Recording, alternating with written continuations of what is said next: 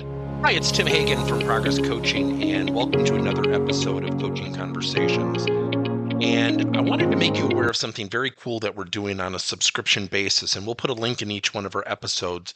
But every Wednesday, we're going to be doing what we call an audio podcast workshop. That workshop will be roughly about 14 to maybe 20 minutes per episode, with each month having a theme from a coaching model, using feedback strategically, to coaching self-awareness, and so on.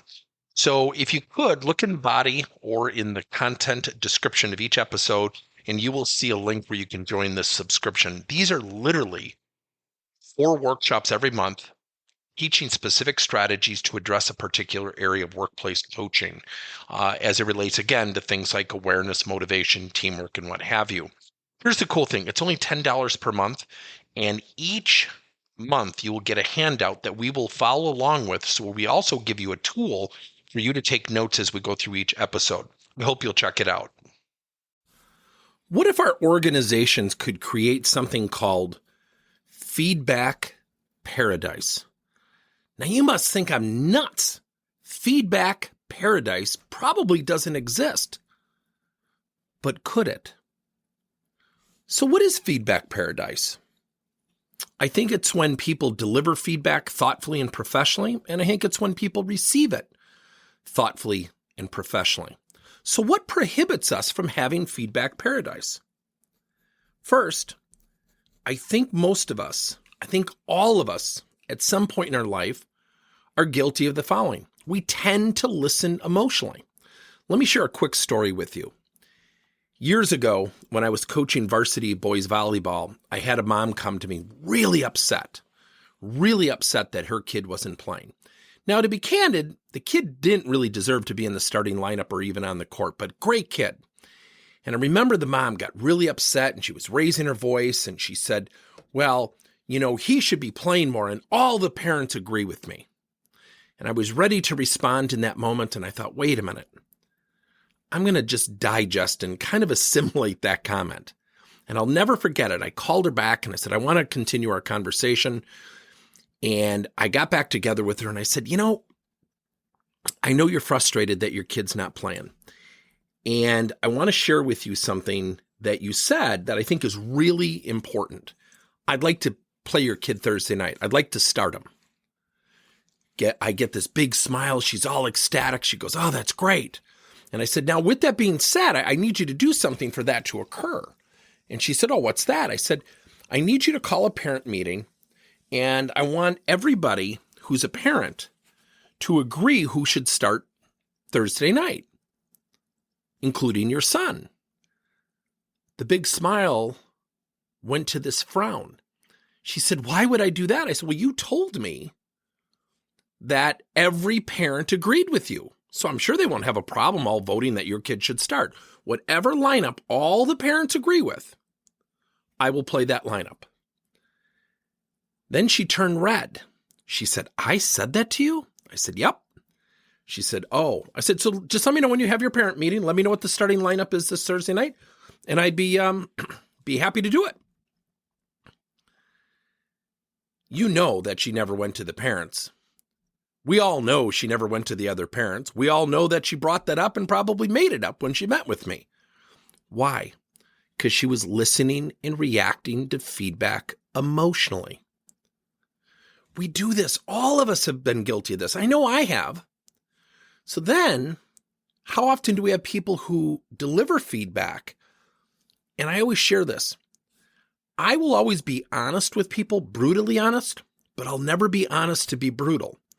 Yet there are some people who can be very candid, very cutthroat, very straightforward.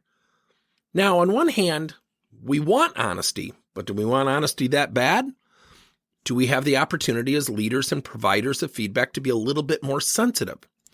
So what is feedback paradise?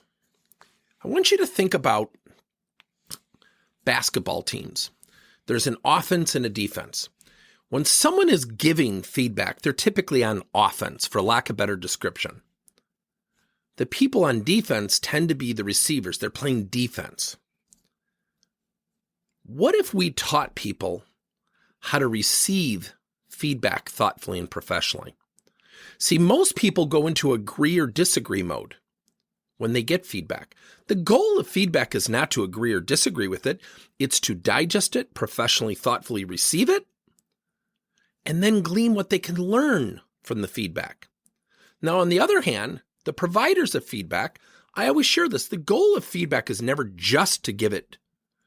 It's to provide it in a thoughtful and professional way that somebody A, receives it well, and B, strategically utilizes it. And often I'll share with people who are very straightforward and candid and cutthroat. I said, that's great. I appreciate your honesty. What perception do you think you created? And I've often had leaders say, well, I don't care. I said, well, actually, you should, because I think your honesty is really accurate. Yet I think your emotion may have undermined your message. And I'll have jaws drop. So feedback paradise is positioning both parties to understand the value of feedback, why feedback is a gift, yet we have to practice providing and receiving it thoughtfully and professionally. Now, let me give you 2 more strategies. As a receiver of feedback, structure your own feedback. Structure your own feedback by going up to your boss or somebody around you and saying, where do you feel like I'm exhibiting 3 strengths? And where's that one opportunity I could really raise my game? Translation, that is constructive feedback. Yet when we ask for it, we become better recipients. When we structure how it's verbalized, we become a little bit gentler in its reception.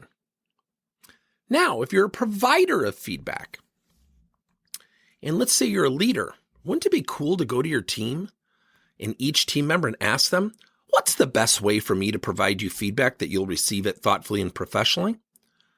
Guarantee you won't have one employee answer that question intelligently the first time. Why? Because we don't ask it.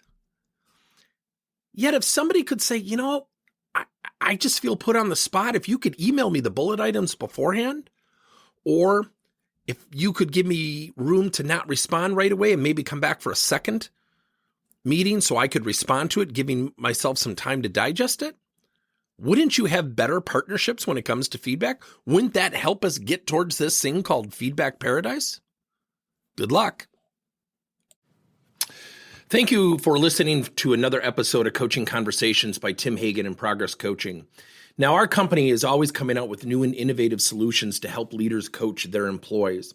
And recently, we just created a new service called Coach to You, where leaders can pick and choose topics and assign 7 to 21-day programs for employees to learn and, more importantly, apply actions and then reflect and share what they're going to do going forward as a result of the learning. It's called Coach to You. We're literally bringing coaching to your employees. If you're intrigued, we'll have a link in each one of our episodes where you can get more information. And again, thank you so much for listening to another episode.